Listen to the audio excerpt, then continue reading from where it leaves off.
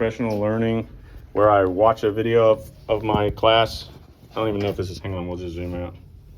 This will be great, because this is mostly you talking, so I'll be fine. Who knows if that's even pointing at anybody. Okay, so don't stress out about that. Okay, your anonymity is secure. Go ahead. Okay. What we underlined for speaker was the parents and older folks here will know all too well what I'm talking about. And we just said that the sentence shows Wallace is most likely an adult or parent because he relates himself with them in the context of struggling in adulthood. Excellent, very cool. Keep that in mind also when we get to audience. Where's next? One? Oh, us? Yeah. We said speaker is talking from personal experience that he had, and we noticed that he's living a normal adult life, or he has at one point, because of how he talks about the example that he gives. Yeah, the details he draws on. Oh, excellent. Part two, speaker.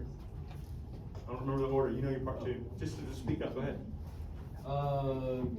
For speaker, we said that Wallace makes it so that he keeps it open-ended. You can put yourself as to be the speaker, but he speaks about what all of us have experienced commonly when we're out shopping.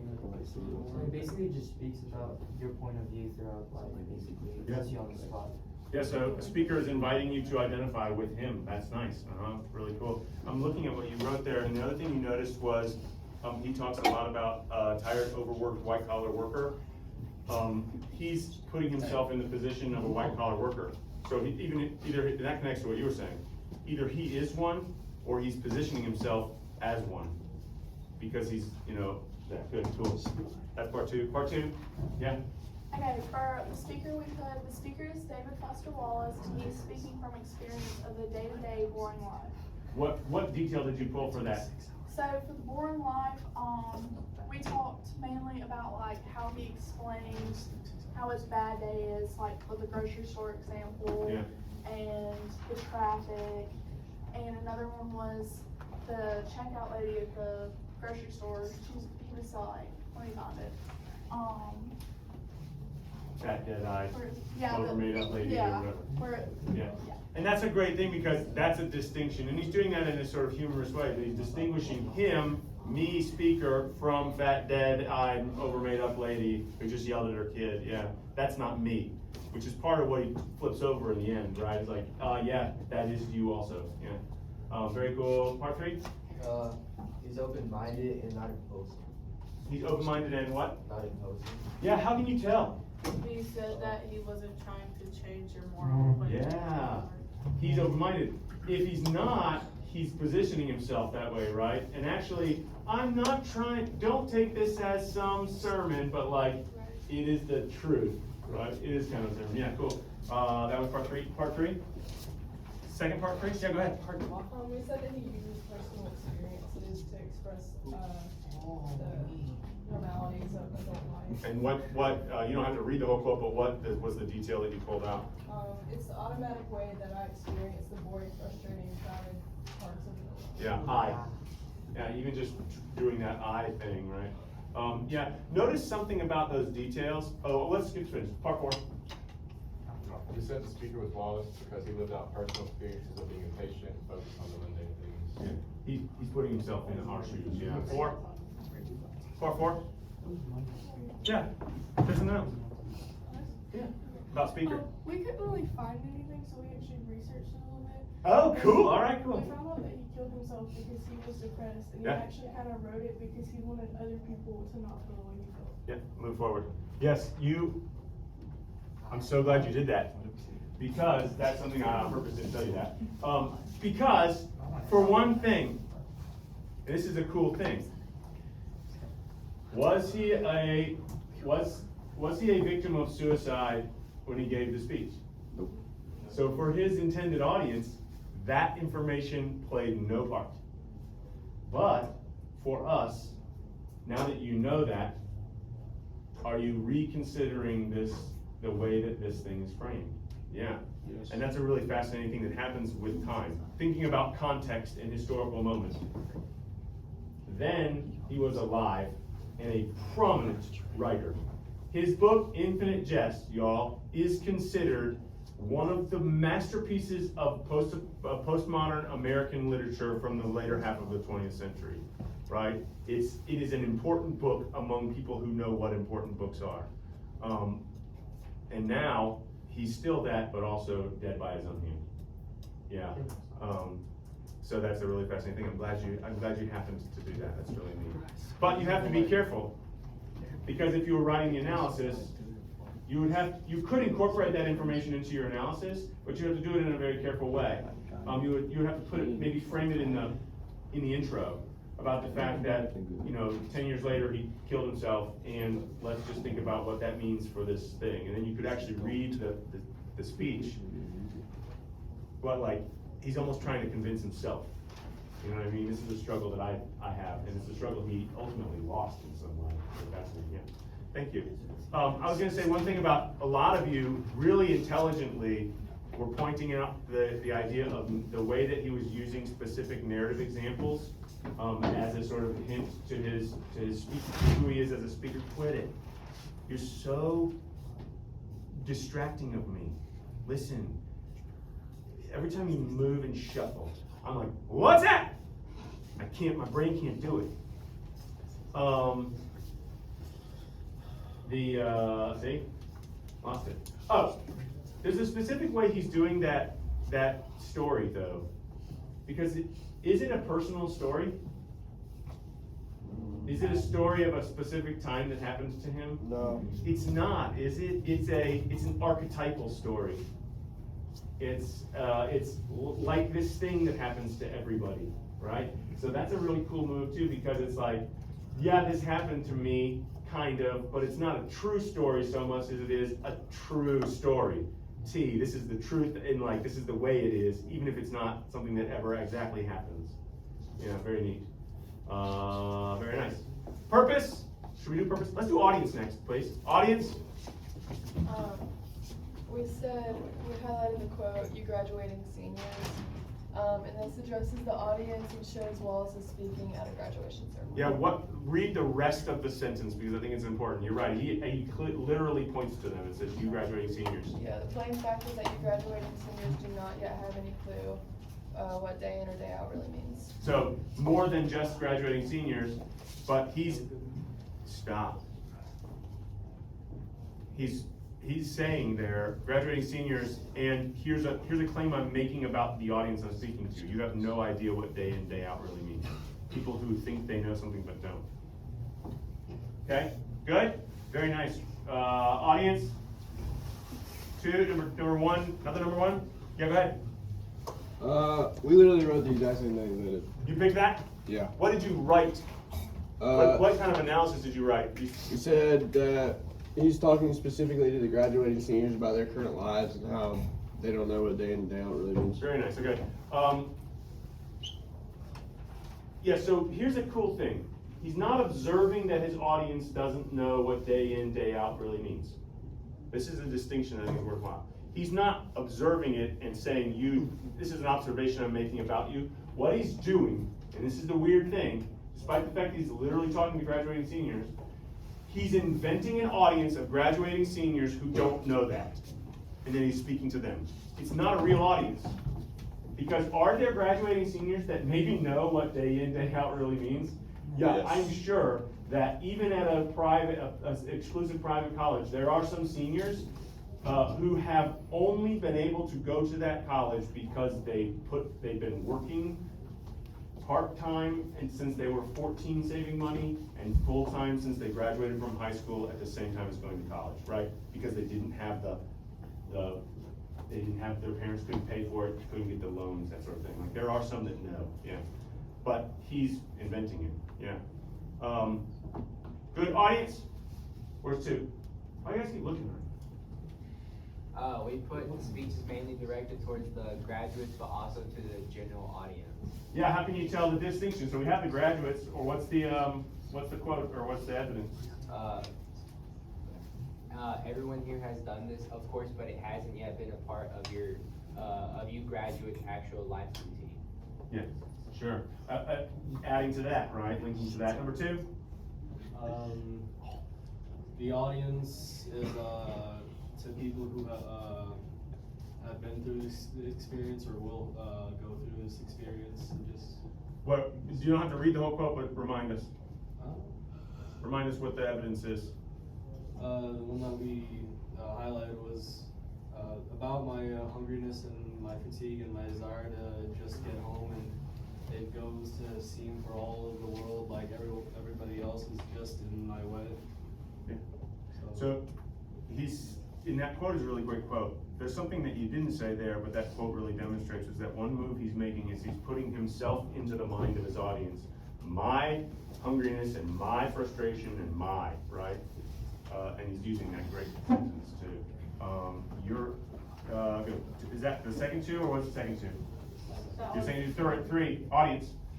We put young adults or like people becoming adults.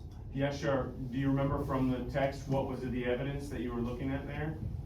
I mean, it's pretty obvious because of where, so like, here's the thing is that base level, oh, he's talking to college graduates because it's a college graduation. It's true, but not interesting so much as where it shows up in the text, right? And how it's showing up in the text.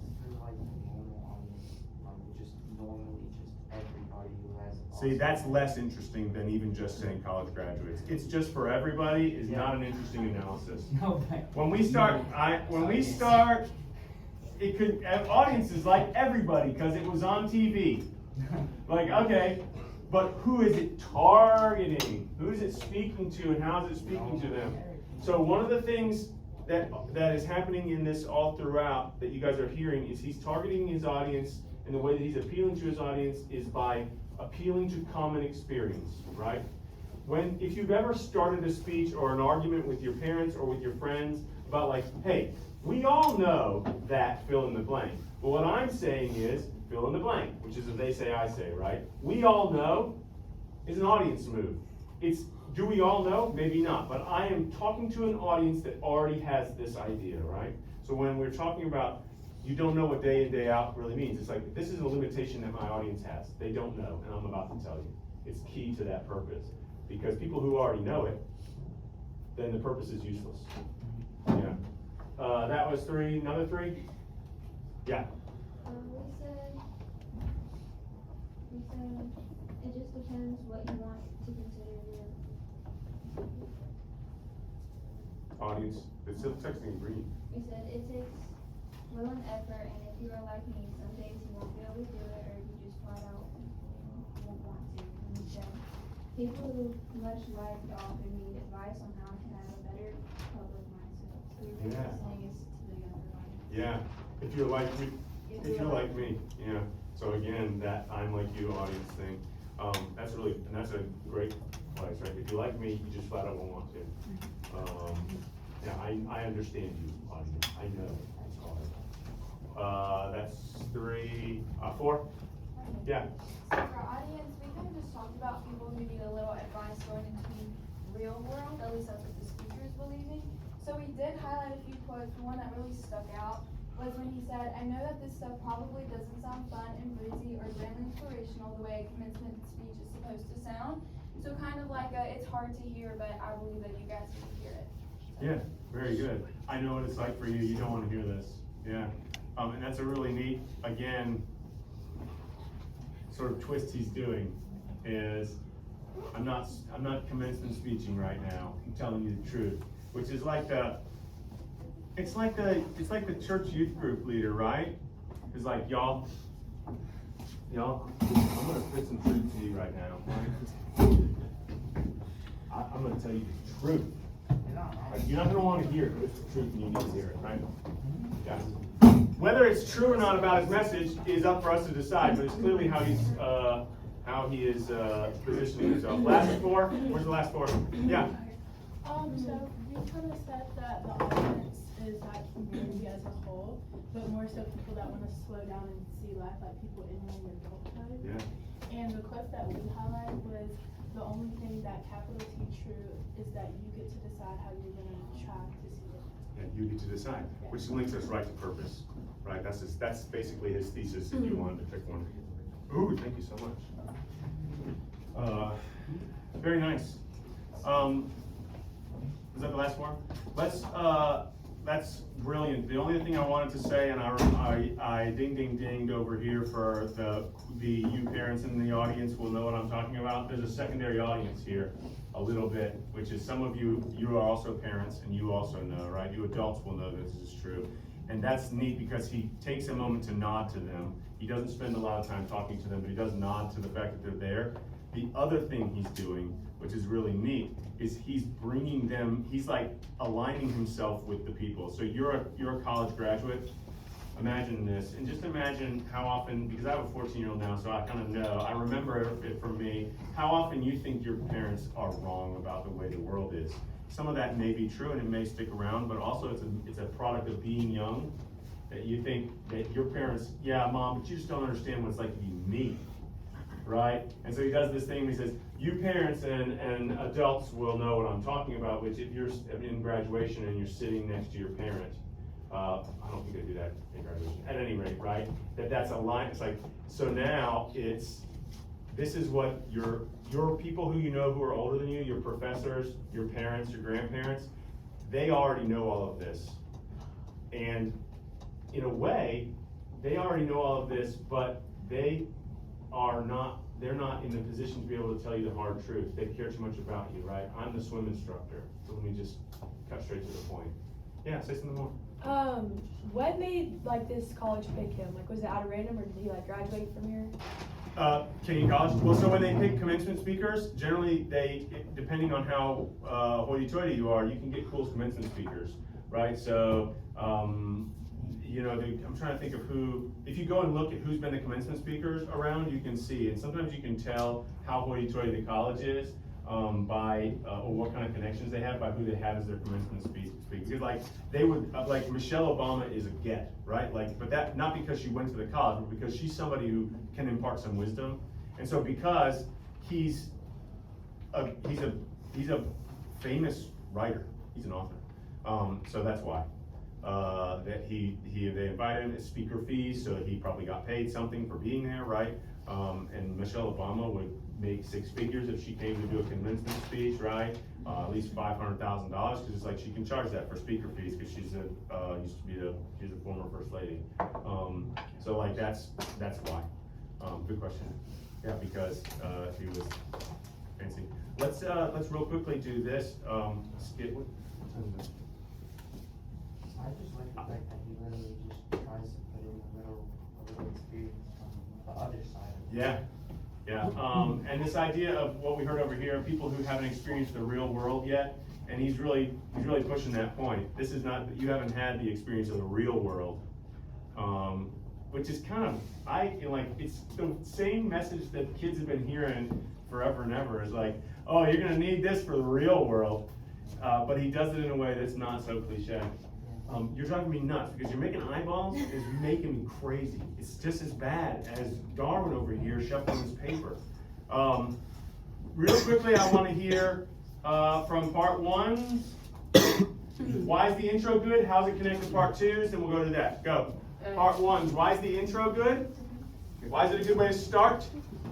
And then how does that bottom link to the next section? Go. This section effectively introduces the text by creating a scenario that commonly occurs in everyday life, which is later developed in the passage. The emotion in the text shows students how frustrating adulthood can be, and later provides a solution. This section helps provide structure for section 2 by setting up a strong and common emotion to then shed light on our way of thinking. Very nice, beautifully written. And if you, was that a collaborative effort, or that wording, does that come from one of you? Collaborative. That's so good. It's so clear. Yeah, and other number 1? Okay, say what you said about how's it start and how's it lead to the next one. We said that it opens up a text with a scenario that gives the overall purpose of the argument. Like, by opening it up, it says that like people aren't really aware of like what they're actually doing, and like that's like literally the scenario that it gives. Fish doesn't even know it's in water. Yeah, it's almost a joke, right? There are these 2 fish swimming through like, what is this guy talking about, right? And then we immediately understand it. Okay, now I know this is water. It's all about comma, yeah, cool. How does he move to section 2? Did you ever write anything about that? Oh yeah. At the end, it gives an example that will help lead on to the next point. So when he's given the example, he uses that example, or he elaborates on the example in the next point. Yeah, excellent. Part two. Talk to me about how that section links to the section before and how it leads to the next section. We agreed that the previous paragraph talked on the job you work, and this section speaks on your day after work. The next paragraph explains how you can focus in a positive way. Okay, so what was happening right at the end of your section? The last few sentences were about what?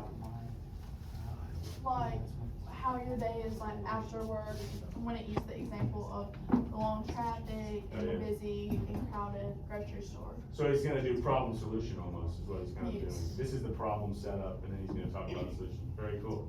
Other part 3, other part 2? What did you say? Add to that. About how it connects to the first part. The end of the first part starts off establishing the experience and example. Yeah. And the main part of part 2 is further developing the example Yeah. with more experience. And it also concludes with my fatigue, my thing. So it's basically already touching on emotional. Yeah. Right. Moving into that.